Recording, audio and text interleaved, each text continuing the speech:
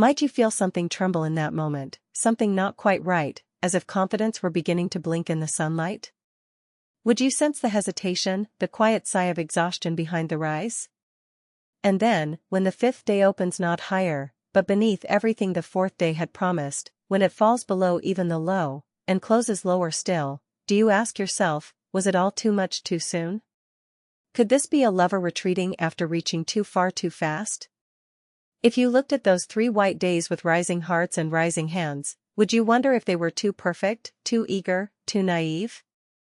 Would you ask why the fourth day let its body remain small but its shadow grow long? Could the softness of its top and the stretch of its bottom be the way hesitation dresses itself in hope? And if the fifth day, dark and heavy, fell like a curtain, would you call it betrayal or just inevitable truth? Could you love the ascent while still preparing for the fall? And what of the ladder top's twin, the belt hold? Could you hear their shared rhythm, their 4 white beginnings, their fifth day of reckoning? Would you ask whether the difference between them is strength or timing, and whether that black day opened on its high because it had nowhere left to climb? But what if we moved instead to the bottom of a long descent, to the bruised and beaten candles of 3 black days, each one darker than the last? Would you recognize the fatigue in that downward rhythm, the desperation in a third day that gaps down again, lower still? And then, when the fourth candle rises long and white like a breath of air, like someone remembering how to hope, would you trust it? Would you believe that the fifth day, gapping higher, stretching wide, glowing bright, means the fall is over? Could you believe that this is a moment when too much pain has burned itself out, when the market has screamed itself hoarse and is finally ready to speak in lighter tones?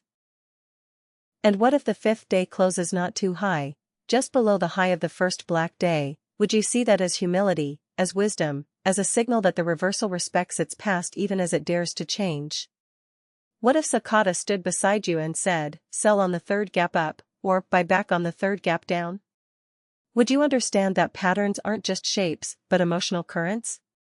Could you feel the tug-of-war between fear and greed, exhaustion and ambition, between the shadows we cast and the light we chase?